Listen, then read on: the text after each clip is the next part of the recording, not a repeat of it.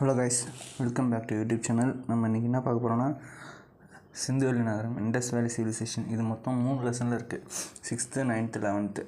ஓகேங்களா? 6th, 9th, 11th. இப்போ நம்ம முக்கியமாக இன்றைக்கி 6th தான் பார்க்கணும். 6th தான் மேஜர் போர்ஷன் கவர் ஆகுமே.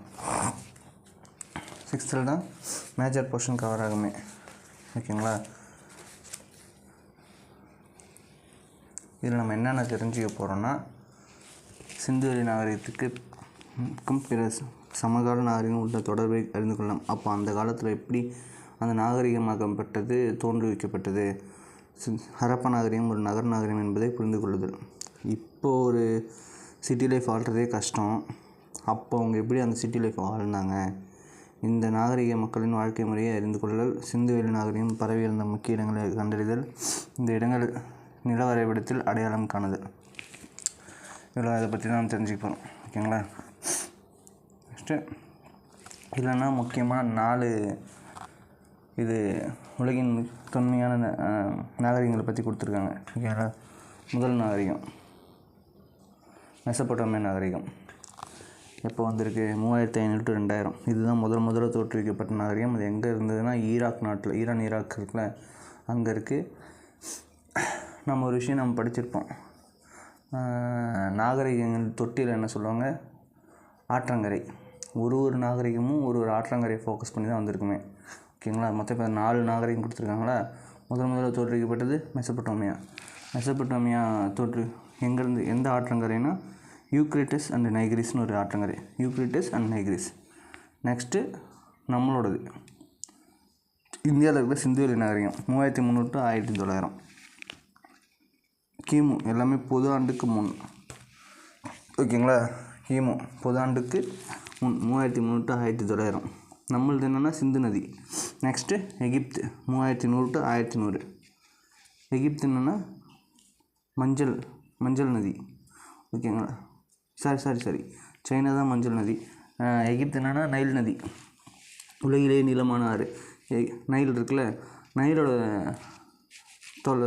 டிஸ்டன்ஸ் எவ்வளோ சொல்லுங்கள்? நைலோட டிஸ்டன்ஸ் 6650 km. ஓகேங்களா? அப்போ உலகிலேயே பெரிய நதி எதுனா நைல். அப்போ இந்தியாவில் பெரிய நதி இது கங்கை 2525 km, 25 km. அப்போ இந்தியா பார்த்துட்டிங்கன்னா, அப்போ தமிழ்நாட்டில் சவுத் இந்தியாவில் பெரிய நதி எது? கோதாவரி 1465 km.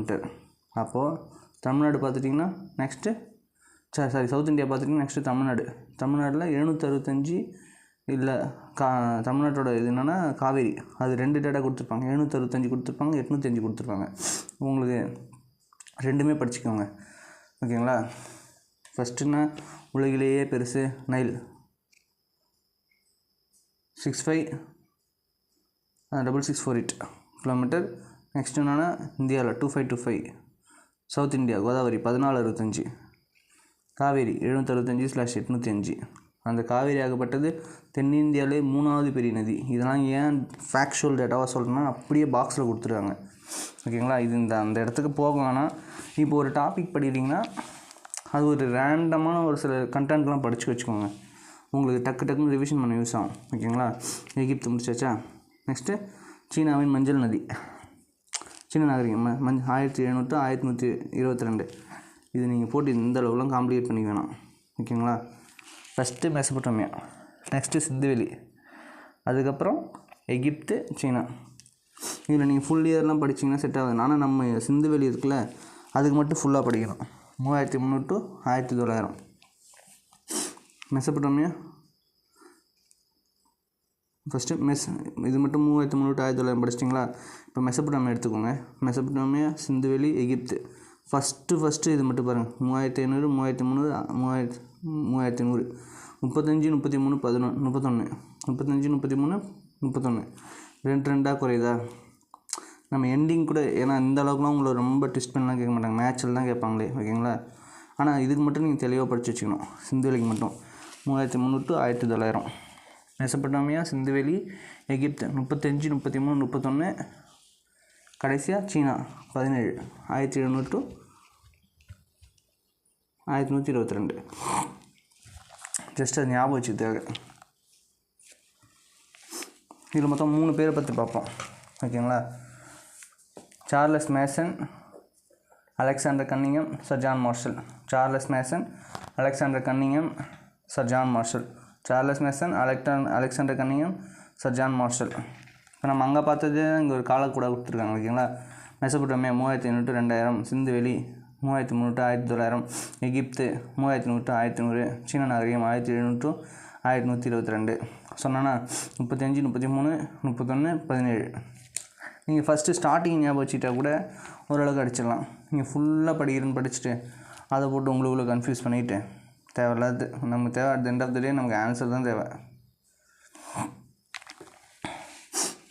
ஃபஸ்ட்டு தொடக்கத்தில் மனிதர்கள் ஒரு குழுவாக வாழ ஆரம்பித்தாங்க ஓகேங்களா. அதுலேருந்து சமுதாயங்கள், அதுலேருந்து சமூகங்கள் வளர்ந்தன ஓகேங்களா. மக்களின் நதிகளில் குடியேறினர். இப்போ நம்ம பார்த்தோம்ல ஒரு இதுவுமே நதிக்கரையில் தான் தோன்றுச்சுன்னு ஓகேங்களா. அது ஏன் ரீசன்? அங்கே வளமான மண், ஆறுகளில் பாயும் நன்னீர் குடிப்பதற்கு, கால்நடைகள் தேவைகளுக்கும் நீர்ப்பாசனத்துக்கும் பயன்பட்டன ஓகேங்களா. அவங்க குடிக்கிறதுக்கு அவங்க வச்சுருந்த கால்நடைகளுக்கு தேவையான யூஸ் பண்ணது, போக்குவரத்துக்கு ஏற்ற வழிகளாக இருந்தன. அப்போல்லாம் மேக்ஸிமம் ரோட் டிரான்ஸ்போர்ட்டை விட வாட்டர் டிரான்ஸ்போர்ட் தான் அதிகமாகிடுச்சு. இப்போ கூட அந்தளவுக்கு நம்ம யூஸ் பண்ணுறதில்ல. அவங்க யூஸ் பண்ணதெல்லாம் கப்பல் வழி தான் ஓகேங்களா. நெக்ஸ்ட்டு ஹரப்பா ஒரு புதையண்ட நகரம். இது முதல்ல இந்த சார்லஸ் சொன்னால் முதல்ல 3 பேர் ஞாபகம் வச்சுக்க சொல்லி, Charles Mason, Alexander Cunningham, sir John Marshall. இப்போது சார்லஸ் மேசன் முதல்ல ஹரப்பான்ற இடத்துல இடிபாடுகளை ஆராய்ச்சி செய்ததாக ஒரு பிரிட்டிஷ் ஈஸ்ட் இந்தியா கம்பெனியில் வேலை செஞ்ச ஒருத்தர் போயிட்டு பார்க்க போகிறார்.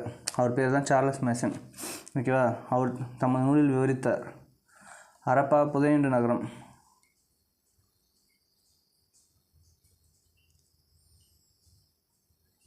அவர் கிழக்கிந்திய கம்பெனியில் பணிபுரிந்த படைவீரரும் ஆராய்ச்சியாளரும் ஆவார்.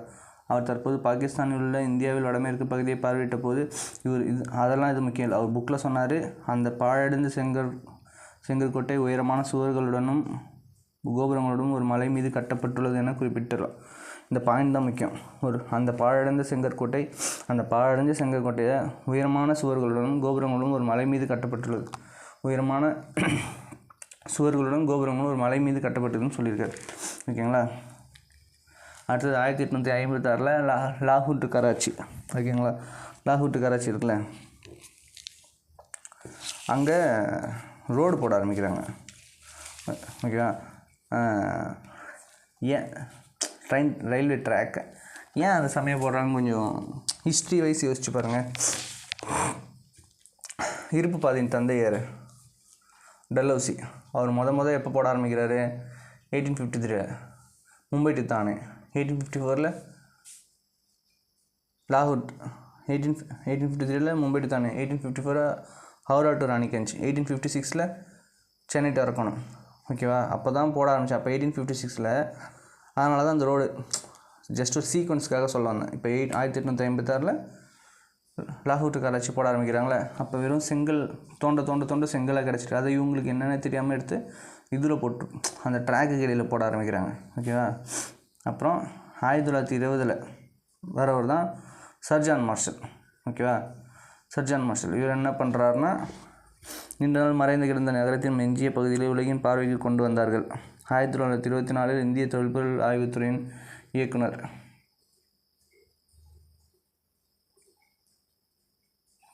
சர் ஜான் மார்ஷல் ஹரப்பாவிற்கும் மொஹஞ்சதாரோவுக்கும் இடையே பொதுவான அம்சங்கள் இருப்பதை கண்டறிந்தார்.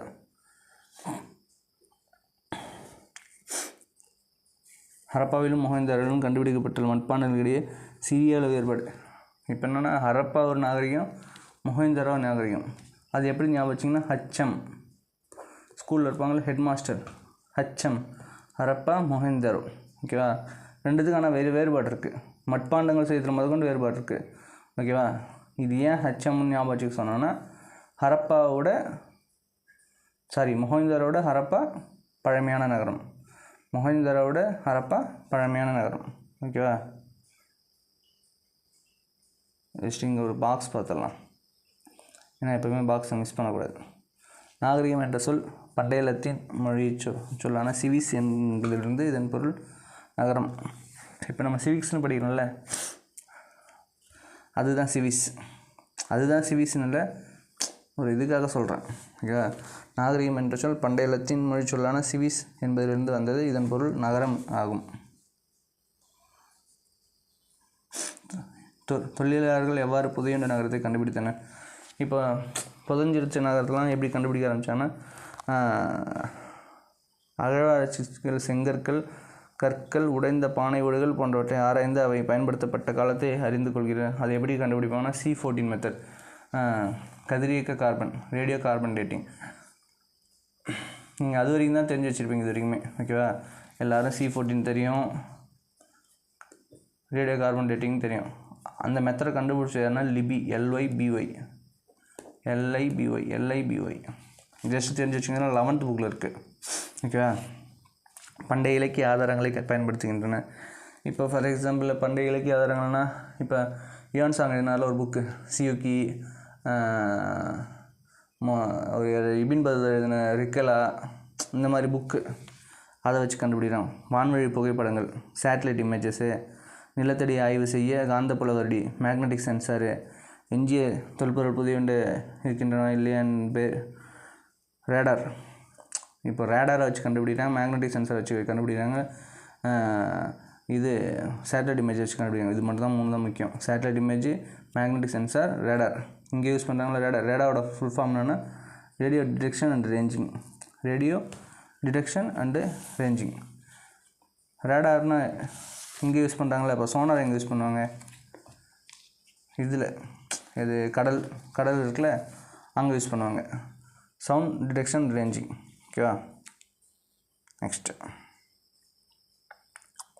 இது வரைக்கும் ஹரப்பா நாகரிகம் மொஹஞ்சரை விட பழமையானது என முடிவுக்கு வருகின்றனர். நான் சொன்னால HM ஞாபகம் வச்சு சொன்னால ஹரப்பா தான் மொஹஞ்சராவுக்கு முன்னாடி வந்த நாகரிகம். ஓகேவா? இதை பார்த்துட்டாங்க போகலாம். ASI, archaeological survey of India. Archaeological survey of India, இந்திய தொல்லியல் துறை ஆரம்பிச்சார். நான் முதல்ல சொன்னல Mason, Cunningham, marshal.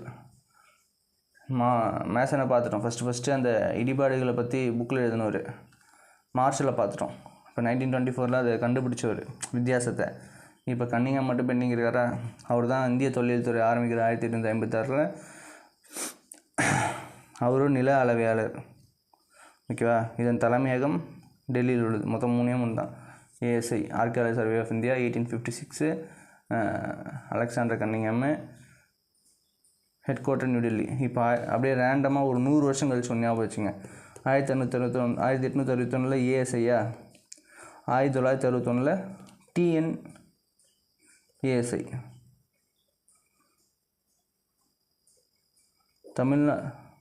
Tamil Nadu archaeological society. இந்திய தொல்லியல் துறை, தமிழ்நாடு தொல்லியல் துறை ஆரம்பிக்கிறாங்க. நான் ஒரு டேட்டாக்காக சொன்னேன். கால வரையறை.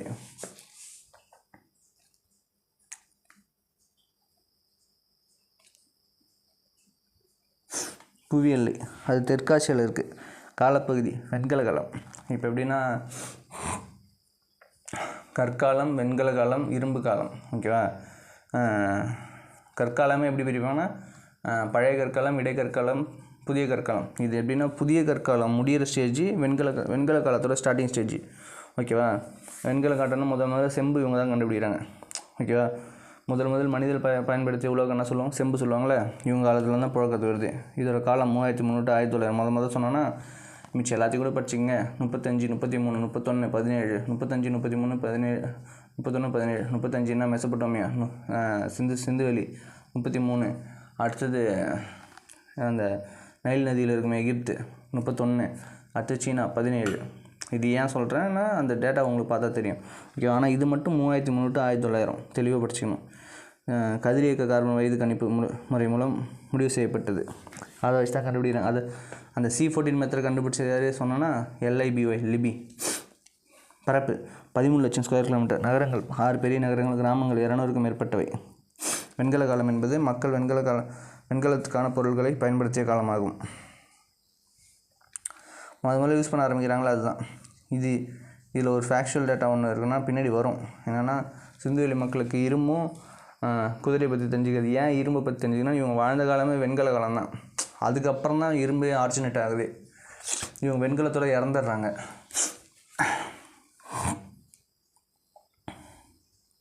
இது மேப்பில் சொல்கிறாங்க. இதில் முக்கியமானது மட்டும் நம்ம பார்க்கலாம். இந்த ராகிகர்கி, காலிபங்கன், லோத்தல், தோலவேரா இதெல்லாம் நமக்கு முக்கியமானது. நகர நாகரிகம். ஹரப்பா நாகரிகம் ஒரு நகர நாகரிகம் சொல்கிறோம்ல, அது எப்படி சொல்கிறீங்க? ஏன்னா இப்போ ஒரு சிட்டியை உருவாக்குறதே கஷ்டம். அப்போ அந்த காலத்திலே உருவாக்கியிருக்காங்க. சிறப்பான நகர திட்டமிடல், சிறப்பான கட்டிடக்கலை வேலைப்பாடு, தூய்மைக்கும் பொது சுகாதாரத்திற்கும் கொடுக்கப்பட்ட அதிக முன்னுரிமை. ஏன்னா ரொம்ப க்ளீன்டு சிட்டியாக இருக்குது. இப்போ நான் அதில் ஒரு சில இமேஜஸ்லாம் காட்டுறேன். என்னென்னா இப்போ நம்ம க்ளோஸ்டு ட்ரைனேஜ் போடவே கஷ்டமாக இருக்குது. அவங்க அப்போவே க்ளோஸ்டு ட்ரைனேஜ் போட்டிருக்காங்க. ஓகேவா? தரப்படுத்தப்பட்ட எடைகள் மற்றும் அளவீடுகள், அதே போல் மெஷர்மெண்ட்லாம் கரெக்டாக வச்சுருந்துருக்காங்க. அதுக்கு ஒரு எக்ஸாம்பிள் இருக்குது. பின்னாடி குஜராத்தில் கண்டுபிடிச்சிருப்பாங்க. தந்தத்தில் ஆனால் 1704 mm ஒரு மெஷர்மெண்ட்டு. நான் ஒரு பாயிண்ட்டு அடுத்த இதில் இருக்கிறது முன்னாடியே சொல்கிறேன்னா அது அப்போ மறுபடியும் சொல்லக்குள்ள உங்களுக்கு நல்லா ரிமைண்ட் ஆகும். ஓகேவா? இப்போது ஹரப்பா நாகரிகத்தோட தனித்தன்மை. ஹரப்பா நாகரிகத்தில் 2 அது ஒரு சிட்டின்னு சொல்கிறாங்கல்ல, அது எப்படி சிட்டின்னு சொல்ல வராங்கன்றது பாருங்கள். மொத்தம் 2 விதமாக பிரிச்சுருக்காங்க. மேல் நகர அமைப்பு மேற்கு பகுதி, கீழ் நகர கிழக்கு பகுதி. இது ஒன்றும் பெருசாக அவங்களுக்கு ஈஸியாக ஞாபகம் வச்சுக்கணும். மேற்கு, கிழக்கு. நகரத்தின் மேற்பகுதி சற்று உயரமானது, அது கோட்டை எனப்பட்டது. கிழக்கு பகுதியில் மக்கள் வாழ்ந்தாங்க. மேற்கு பகுதியில் நகர நிர்வாகிகள். இங்கே அரசனும் ஒரு யாருமே கிடையாது, ஒரு அட்மினிஸ்ட்ரேட்டர் இருந்திருக்காங்க. ஓகேவா? அங்கே தான் பெருங்குளம் தானிய களஞ்சியம் வச்சுருந்துருக்காங்க. ஏன் தானிய களஞ்சியம் அங்கே வச்சுருக்காங்க சொல்லுங்கள்? இது மேடான பகுதியாக ஒரு இயற்கை சீற்றமோ ஒரு வெள்ளமோ ஏதோ வந்துச்சுன்னா கூட, தண்ணி தேங்குச்சுன்னா அங்கே அவங்க அப்போ அந்தளவுக்கு பிளான்டாக பண்ணியிருக்காங்க. தண்ணி தேங்குச்சுன்னா கூட அந்த ஃபுட்ஸ் கெட்டு போகக்கூடாது, அதுக்காக. ஓகேவா? நெக்ஸ்ட்டு மெஹர்கர், சிந்துவெளி நாகரிகத்தின் முன்னோடி. இப்போது ஆக்சுவலி சிந்துவெளி நாகரிகம் ஒன்று இருக்குது. அதுக்கு முன்னாடி மெசபடோமியா பார்த்தோம்ல, மெசபடோமியாவுக்கும் முன்னாடி ஒன்று இருக்குது, மெஹர்கர்னு ஒன்று. ஓகேவா? அது எங்கே இருக்குன்னா, இது பாகிஸ்தான் நாட்டில் பலுச்சிஸ்தான் மாநிலத்தில் போலன் ஆற்று பள்ளத்தாக்கில் அமைந்துள்ளது. இது தொடக்க கால மனிதர் வாழ்ந்த கண்டறியப்பட்ட இடங்களில் ஒன்று. மக்கள் வேளாண்மையிலும் கால்நடை வளர்ப்பிலும் ஈடுபட்டதற்கான சான்று இங்கு கிடைத்துள்ளன. நம்ம மெசபடோமியா 3500 சொன்னோமா, இதில் என்ன சொல்கிறாங்க பார்த்தீங்களா? மெஹர்கர் 7000 பொது ஆண்டுக்கு முன் 7000 ஒட்டிய காலத்திலேயே மெஹர்கர் நகரத்திற்கு முந்தைய வாழ்க்கை நிலவியதற்கான தொல்லியல் சான்றுகள் கண்டுபிடிக்கப்பட்டன. ஓகேவா? 7000 ஆண்டு. தெருக்கள் வீடுகளும் எப்படி இருக்குன்னு பார்க்கலாம். தெருக்கள் சட்டக வடிகள், கிரிட் பேட்டர்ன், ஒரு ஸ்கொயராக இருக்கும். ஓகேவா? தெருக்கள் நேராக அமைக்கப்பட்டிருந்தன. அவை வடக்கு தெற்காகவும் கிழக்கு மேற்காகவும். இதெல்லாம் ரொம்ப இந்த அளவுக்குலாம் வேணாம். ஓகேவா? சாலைகள் அகலமாக இருக்கப்பட்டது. வீடுகள் தெருக்களில் ஒரு வரம்பு சீராக அமைக்கப்பட்டிருந்தன. வீடுகள் 1 அல்லது 2 மாடி அடுக்குகளை உடையவர்களாக காணப்படுகின்றன. இதில் என்ன ஒரு மேஜிக்னால், இப்போ இந்த காலத்தில் நம்ம ஒரு மாடி வீடு கட்டுறதே கஷ்டம். அவனுங்க எப்படி கட்டினானுங்க என்னால் இமேஜினே பண்ண முடியல. ஓகேவா? நீங்கள் இமேஜின் பண்ணி பாருங்கள். பெரும்பாலான வீடுகள் பல பறைகள், பல முற்றத்தை, ஒரு கிணற்றையும் கொண்டிருந்தன. வீடுகள் கட்ட செங்கற்களாலும் சுண்ணாம்பு கலவையாலும் செய்யப்பட்டன. சூரிய வெப்பத்தில் உலர வைக்கப்பட்ட செங்கற்களும் பயன்படுத்தப்பட்டன. ஓகே, இந்த பேர்னிங் மெத்தடே, இந்த செங்கலை நம்ம பேர்ன் பண்ணி வைக்கிறது நம்ம இப்போ தான் கண்டுபிடிக்கிறோம். அவங்க அப்போயே யூஸ் பண்ணியிருக்கானுங்க. அதுக்கு என்ன ரீசனு பின்னாடி ஒரு பாக்ஸில் இருக்கும். ஏன் செங்கல் யூஸ் பண்ணுறாங்க? அரண்மனையோ வழிபாடு தடங்களோ இருந்ததை தீர்மானிக்கக்கூடிய சான்றுகள் எதுவும் கிடைக்கவில்லை. அரண்மனையும் இல்லை, வழிபாட்டு தலங்களும் இல்லை. அப்படின்னா ராஜாவும் இல்லை, கடவுள் நம்பிக்கையும் இல்லை. கட்டடங்கள் கட்டுவதற்கு ஏன் சுட்ட செங்கல்கள் பயன்படுத்தப்படுகின்றன? ஏனென்றால் அவை வலுவான, ரொம்ப ஸ்ட்ராங்கு, கடினமான, ஹார்டு, கீழே போட்டால் கூட மேக்ஸிமம் உடையாது, நிலைத்து நிற்கக்கூடியவை, நெருப்பை கூட தாங்கும். இப்போ ஒரு எப்படி சொல்கிறது, இந்த வெயில் டைமில் கூட நல்லா தாங்குதில்ல. மேலும் அவை நீரினால் கரைவதில்லை. இவ்வளோதான் ரீசன். கழிவுநீர் இப்போ சொன்னான்ல, அவனுக்கு எப்படி வச்சுக்கிறானுங்க பார்த்தீங்களா? அந்த ட்ரைனேஜ் கூட அப்போவே அவங்களுக்கு தெரிஞ்ச ஒரு டெக்னிக்கில், அவங்களுக்கு ஒரு தெரிஞ்ச டெக்னிக்கில் மூடன போல் கொண்டு போயிருக்காங்க. ஏறத்தாழ எல்லா நகரங்களிலும் மூடப்பட்ட கழிவுநீர் வடிகால் அமைப்பு இருந்தது. வடிகால்கள் செங்கற்களை கொண்டு, கல்தட்களை கொண்டு மூடப்பட்டிருந்தன. வடிகால் கழிவுநீர் தேங்காமல் செல்ல வசதியான லேசான மென்சரிவை கொண்டிருந்தன. கழிவுப் பொருட்களை அப்புறப்படுத்துவதற்கான துளைகளும் சரியான இடைவெளியில் அமைக்கப்பட்டிருந்தன. என்ன சொல்ல வராங்கன்னா, இப்போ நம்ம ஊரில் ரோடு போடக்குள்ளே சென்ட்ரல் தண்ணி நிற்குதா, அது கரெக்டாக ஸ்லோப் காட்டி விட்டு இருந்தால் தான் போகும். இவங்க கரெக்டாக அந்த சரிவாக வச்சுருந்துக்கிறாங்க. அதுபோல் அந்தந்த இடத்துல ஓப்பன் பண்ணி க்ளீன் பண்ணுறதுக்கான ஒரு ஃபெசிலிட்டி வச்சுருந்துக்கிறாங்க. வீட்டிலிருந்து கழிவுநீர் பல தெருக்களில் கீழ் அமைக்கப்பட்ட இந்த குழாய்கள் மூலம் முக்கிய வடிகால்களை சென்றடையும் அமைக்கப்பட்டிருந்தன. அதெல்லாம் வேணாம். பெருங்குளம், ஓகேவா. மொஹேந்தரோ, நீங்கள் ஒரு விஷயம் பார்த்தீங்கன்னா 99% நம்ம படிக்கிறது எல்லாமே மொஹேந்தரோ தான் இருக்கும். பெருங்குளம், பெண் சிலை, ஆண் சிலை, சுண்ணாம்பினாலான ஆண் சிலை, அப்புறம் இது பெருங்கட்டிடம், வளாகம், காம்ப்ளெக்ஸ் மாதிரி கட்டி வச்சுருப்பாங்க. அது நான் எது ஹரப்பான்னு மட்டும் நான் சொல்கிறேன், ஓகேவா. எது கேட்டாலும் நீங்கள் மொஹேந்தரோ தான் போடணுமே. அதேபோல் மொஹேந்தரோ தான் யுனெஸ்கோ ஹெரிட்டேஜ் சைட்டாகவும் அறிவிச்சிருப்பாங்க. ஹரப்பாவை அறிவிச்சிருக்க மாட்டாங்க, புரியுதுங்களா. 99% மொஹேந்தரோ. ஆனால் சிட்டியாக இருந்தது எதுனா ஹரப்பா. இப்போ நம்ம கொஞ்ச நேரத்துக்கு முன்னாடி பார்த்தோம்ல, மேல் நகர கீழ் நகர நிர்வாகிகள், மக்கள், ஓகேவா. இது ஏன் சொன்னால் நீங்கள் போட்டு குழப்பிக்க வேணாம். மொஹேந்தரோ தான் எல்லாத்துக்கும் ஆன்சர் வரும். இப்போ பெருங்குளம், மொஹேந்தரோ. இந்த பெருங்குளத்தில் நன்கு அகன்ற செவ்வக, இப்போ என்னன்னா ஒரு ரெக்டாங்கிள் ஷேப்பில் கட்டியிருக்காங்க. இது நகரின் நடுவில் அமைக்கப்பட்டிருந்து நீர் கசியாத கட்டுமானத்துக்கான மிக பழமையான சான்றாகும். அந்த காலத்தில் நீர் கசியாத கட்டுமானத்துக்கு எக்ஸாம்பிள் இது மட்டும்தான். இதில் வால்லாம் எப்படி கட்டியிருக்காங்கன்னா சுட்ட செங்கற்கள், அப்புறம் இயற்கை தார் பூசியிருக்காங்க, ஓகேவா. வடபுறத்து தென்பது குளத்திற்கு செல்ல படிக்கட்டுகள் அமைக்கப்பட்டுள்ளன. 2 பக்கம் படிக்கட்டுகள், இதில் 4 டைரக்ஷன் இருக்குல்ல, அதில் 3 டைரக்ஷனில் ட்ரெஸ் மாற்றத்துக்கான ரூம் இருக்கும். இப்போ அருகில் இருந்த கிணத்துலேருந்து நீர் இறைச்சி பெருங்குளத்தில் விட்டு அந்த நீர் மறுபடியும் வெளியில் போகிறதுக்கு தகுந்த மாதிரி சிஸ்டம் அமைச்சு வச்சுருந்தாங்க. தானிய களஞ்சியம், இது மட்டும்தான்டா பாருப்பா, புரியுதுங்களா. மற்ற எல்லாமே மொஹேந்தரோ. தானிய களஞ்சியம் வேறு எதாவது வந்துச்சுன்னா நான் சொல்கிறேன். தானிய களஞ்சியம், ஹரப்பா, மிச்சம் எல்லாம் மொஹேந்தரோ. தானிய களஞ்சியம் எங்கே இருக்குது? ஹரியானா மாநிலம் ராகிகர்கில் இருக்கும், ஓகேவா.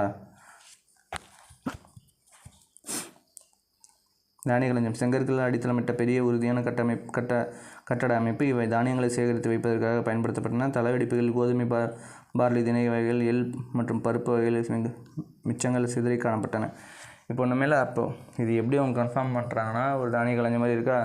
இப்போது அந்த இயற்கை சீற்றத்தினால அழிஞ்சு அந்த பில்டிங்கில் அந்தந்த ஓட்டைகள் இருக்குல்ல, அதிலெல்லாம் இது சிதறி கிடக்குது. அதை வச்சு இவங்களாம் அனாலிசிஷன் வந்திருக்காங்க, இது தானிய கிழங்கு தான் அப்படின்னு. செங்கற்கள் கட்டப்பட்ட சுவர்களை கொண்ட தானிய களஞ்சியம் ஒன்று ஹரியானா மாநிலத்தில் ராகிகர்கில் கண்டுபிடிக்கப்பட்டுள்ளது. இது முதிர்ச்சி அடைந்த ஹரப்பா காலத்தில் சார்ந்தது, ஓகேவா. இட் மீன்ஸ் அழிய போகிற காலத்தில் முதிர்ச்சி ரொம்ப, அந்த டைமில் மாபெரும் கட்டடங்கள். இப்போ சொன்னால அந்த காம்ப்ளெக்ஸ் மாதிரி மொஹேந்தரோ, இதுவும் மொஹேந்தரோ தான். மொஹேந்தரோவில் இருந்து இன்னொரு மிகப்பெரும் பொதுக்கூட்டம். இது 20 தூண்களும் 4 வரிசையிலும் கொண்டு பறந்து விரிந்துப்பட்டது.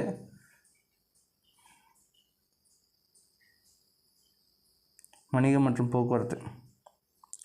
வணிகம்னா என்ன? ஏற்றுமதி இறக்குமதி. ஹரப்பா மக்கள் பெரும் வணிகர்களாக இருந்தனர்.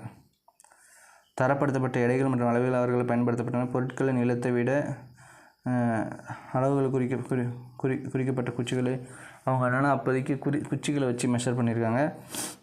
ஆனால் அவங்களுக்கான ஒரு மெஷர்மெண்ட் இருந்திருக்கு, பின்னாடி வரும். அவர்கள் சக்கர வண்டிகளை பயன்படுத்தினர். ஆரக்கால் இல்லாத திடமான சக்கரங்களை பயன்படுத்தினர். மெசபடோமியாவுடன் விரிவான கடல் வணிகம் நடைபெற்றிருக்கிறது. சிந்துவெளி முத்திரையில் தற்கால ஈராக், குவைத், அதில் என்னது இந்த சுமேரிய நாகரிகம் வரும். சுமேரியா இல்லை மெசபடோமியா அதில் வரும், ஓகேவா. மெசபடோமியா அங்கே சுமேருன்னு ஒரு பகுதியில் கிடச்சிருக்கான். இவங்களோட முத்திரைகள்லாம் சுமேருன்ற பகுதியில் கிடச்சிருக்கு, சுமேர், ஓகேவா. அப்புறம் சுமேரியாவில் இப்போ சுமேருன்ற பகுதியில் கிடச்சதா. சுமேரியாவில் இருக்கிற அக்காடிய அரசர் ஒருத்தர் நாரம்சேன் என்றவர் இங்கேருந்து மெலுக்காலேருந்து ஆபரணம் வாங்கியிருக்கார் அப்போவே, ஓகேவா. மேக்ஸிமம் அரசர்லாம் இந்த இதெல்லாம் விரும்புவாங்கள்ல, அதுக்காக நான் இப்படி தான், நான் தான் அரசன் அப்படின்னு. நெக்ஸ்ட் என்ன, பாரசீக வளைகுடா மற்றும் மெசபடோமியா கண்டுபிடிக்கப்பட்ட பட்டத்தை போன்ற உருளை வடிவ முத்திரை சிந்துவெளி பகுதிகளிலும் காணப்படுகின்றன. கப்பல் தட்டுவலம் லோத்தல். தற்கால குஜராத்தில் லோத்தல் கப்பல் கட்டும் மற்றும் செப்பனிடும் தளம் ஒன்று அமைக்கப்பட்டுள்ளது. இது அவர்கள் மேற்கொண்ட கடல் வணிகத்தை உறுதிப்படுத்துகிறது. ஓகேவா, அவங்க கடல் வணிகம் பண்ணாங்கன்றது உறுதிப்படுது. லோத்தல் என்னும் இடத்தும் குஜராத்தில் சபர்மதி ஆற்றின் ஒரு துணை ஆற்று. இது சபர்மதி ஆறு. ஓகேவா, சபர்மதி ஆற்றின் துணை ஆற்றங்கரையில் உள்ளது. மோஹிந்தரோ தலைவர் சொன்னா, இதுவும் மோஹிந்தரோ பாருங்க, இதுவும் மோஹிந்தரோ என்னென்னா ஒரு பூசாரி ஆசான் சிலை. ஓகேவா, அது எப்படி இருந்தது, அது எங்கே கண்டுபிடிச்சாங்க மட்டும் நம்ம போதும். ஓகேவா, ரொம்ப இன்டெப்த்தாக வேணாம். நெற்றியில் தலைப்பட்டையுடன் வலது கை மேல் பகுதியில் ஒரு சிறிய அணிகளுடன் காணப்படுகிறது. அந்த தலைமுடியும் தாடியும் நன்றாக ஒழுங்குபடுத்தப்பட்டு காணப்படுகிறது. இதெல்லாம் தேவையில்லை.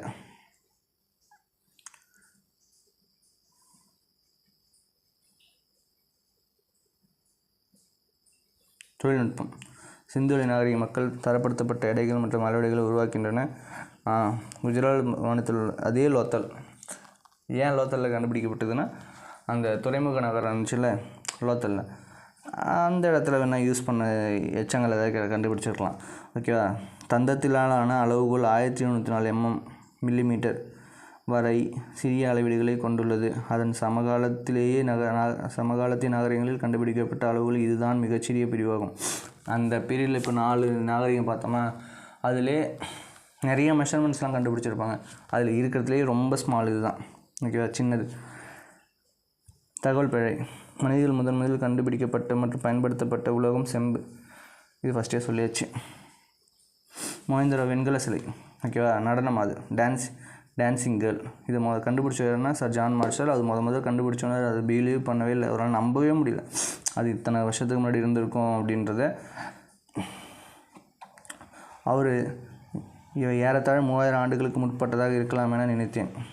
இச்சிலைகள் அக்காலகட்டத்துக்கு உரியதாகவே இருந்தன என்றார். இதில் என்னென்னா கேவிடி காம்ப்ளெக்ஸ். இது எப்படி ஞாபகம் வச்சுங்க, கேவிடி. ஃபஸ்ட்டு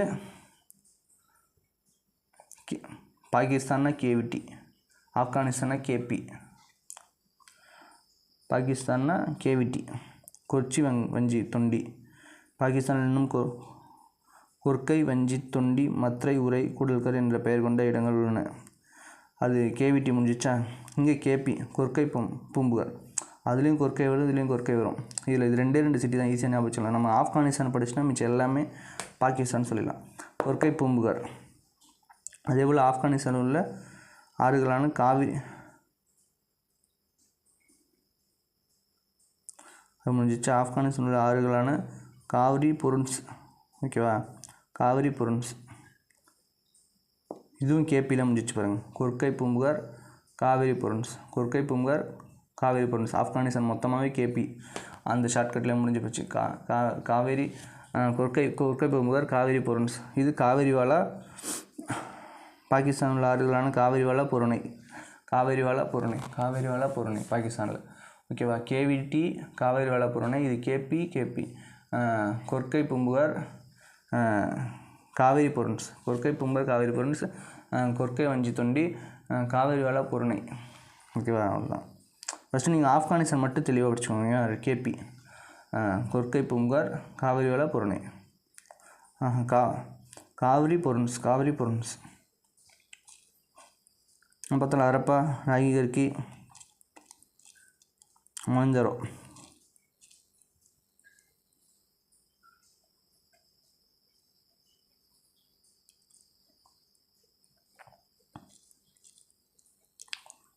அவங்க உடை பொதுவாக அவங்க பருத்தி அடையே வச்சுருந்தாங்க. அதை பின்னுறதுக்காக கண்டுபிடிக்கப்பட்ட நூலை சுற்றி வைப்பதற்கான சுழல் அச்சுக்கள் மூலம் அவர்கள் நூற்கம் செய்திருக்கின்றனர் என்று தெரிய வருகிறது. பருத்தி அடை, கம்பளி அடை ரெண்டுமே உடுத்திருக்காங்க. அன்பும் அமைதியும். நமக்கு எல்லாரோட வாழ்க்கையிலும் அன்பு அமைதி தான் ரொம்ப தேவை. குடியிருப்புகள் தரைமட்டத்திலிருந்து நன்கு உயர்த்தப்பட்ட தலைநிலை கட்டப்பட்டிருந்தன. சிந்துவெளி மக்கள் அமைதியான வாழ்க்கை வாழ்ந்திருப்பதாக தோன்றுகிறது. ஏனென்றால் அவர்களிடம் படை இருந்ததாகவும் எந்த அரசரும் இல்லை, மத நம்பிக்கை இல்லை, நிம்மதியாக வாழ்ந்திருக்காங்க. ஓகேவா. அணிகலன்கள். ஆண் பெண் இருபாலும் ஆபரணங்களை விரும்பி அணிந்திருக்கின்றன. கழுத்தணிகள், கையணிகள், வளையல்கள் எல்லாமே யூஸ் பண்ணதுக்கான சான்றுகள் இருக்குது. ஓகேவா. சிந்துவெளி மக்கள் இரும்பு மற்றும் குதிரையை அறிந்திருக்கவில்லை. நான் சொன்ன இரும்பு ஏன் அறிந்திருக்கவில்லை, இதோட காலம் செம்பு காலத்துக்கு அப்புறம் தான் இரும்பே கண்டுபிடிக்கிறாங்களே. சிந்துவெளி மக்கள் ஆபரணங்கள் செய்ய சிவப்பு நிறங்களுக்கு கார்னேலியன் என்னும் கல்லை பயன்படுத்தினர். ஓகே, இவ்வளோ சிட்டிலாம் இருந்தாங்க. அவங்க நிர்வகிச்சு யார் இருப்பாங்கன்னா யாராவது அட்மினிஸ்ட்ரேட்டராக இருந்திருப்பாங்கன்னு இவங்களாம் யூகித்து சொல்கிறாங்க. ஓகேவா, அவங்களோட தொழில் இதுதான்னு சொல்ல முடியல. ஆனால் அவங்க சக்கரத்தோட பயனை தெரிஞ்சிருந்தாங்க. ஓகேவா, மட்பாண்டங்கள் சக்கரம் கொண்டு உருவாக்கினர். அவை தீயிலிடப்பட்டு சுடப்பட்டன. ஆக்சுவலி அது ரெடி ஆகிறது ரெட் கலர் தான் ரெடி ஆகும். அதுக்கப்புறமா இவங்க என்ன பண்ணுறாங்கன்னா பிளாக் கலரில் ஒரு டிசைன் கொடுக்குறாங்க. இந்த இமேஜில் பார்த்தா தெரியும் பாருங்கள். மட்பாண்டங்கள் சிவப்பு வண்ணத்தில் இருந்தன, அதில் கருப்பு வண்ணத்தில் அழகிய வேலைப்பாடுகள் செய்தன. சமய நம்பிக்கை இருந்தது அங்கே இல்லவே இல்லை. அங்கு கிடைக்கப்பட்ட பெண் சிலைகள் மூலம் சிந்துவெளி மக்களிடையே தாய் தெய்வ வழிபாடு இருந்திருக்கலாம். இப்போ அந்த டான்ஸிங்கெல்லாம் கிடைச்சதில்ல, மேபி அப்படி இருக்கலாம்னு இவங்களா கெஸ் பண்ணி சொல்கிறாங்க. கலைத்திறன், இவங்க பொம்மை வண்டிகள், தலையையும் கால்களையும் அசைக்கக்கூடிய பசு பொம்மைகள், களிமண் பந்து, சிறிய பொம்மைகள், சிறிய களிமண் குரங்கு, இதெல்லாம் செஞ்சுருக்காங்கன்றது. ஓகேவா,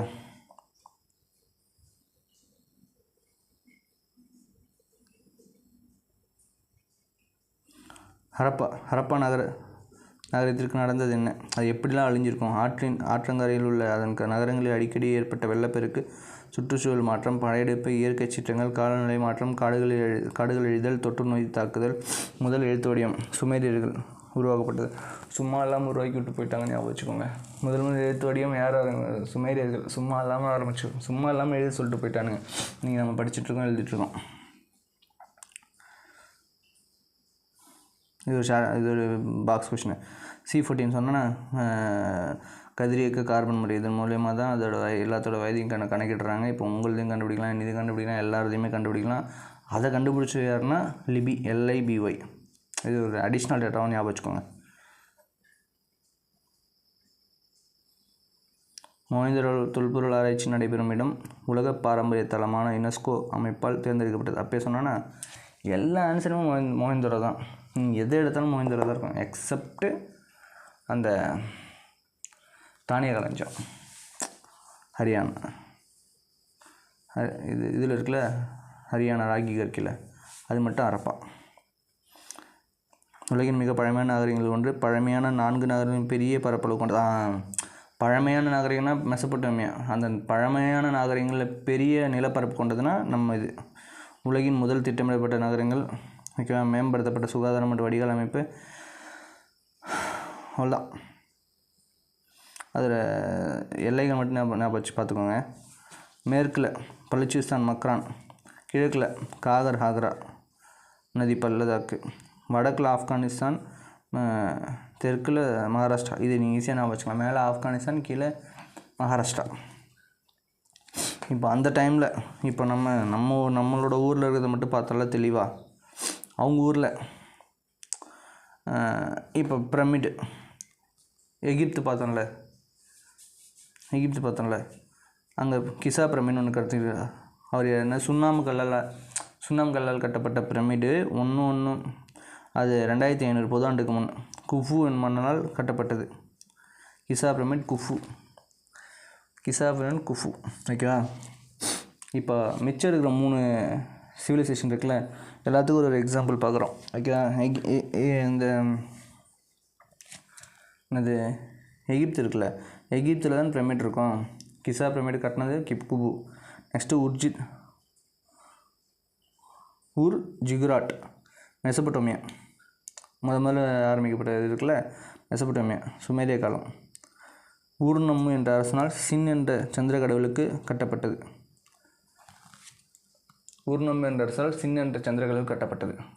ஃபஸ்ட்டு எகிப்து முடிச்சிட்டோமா, மெசபொட்டேமியா முடிச்சிட்டோமா. அதுக்கப்புறம் என்ன இருக்குது, இதுவும் எகிப்து தான் போல. அபு சிம்பல் எகிப்து அரசன் 2ஆம் ராம்சேஸ் என்பவரால் கட்டப்பட்டது. இரட்டை கோயில் உள்ள இடம் அபு சிம்பல். இப்போ 2 எகிப்து, ஒரு பிரமிடு, ஒரு இரட்டை கோவில். ஓகேவா, அபு சிம்பல்னு ஒருத்தர் எகிப்தில் இரட்டை கோயில் கட்டுறாரு. இவர் என்னென்னா சுண்ணாம்புகளாலான பிரமிடு. அவர் பேர் என்ன, குபு மன்னன் அபு சிம்பிள் ஓகேவா.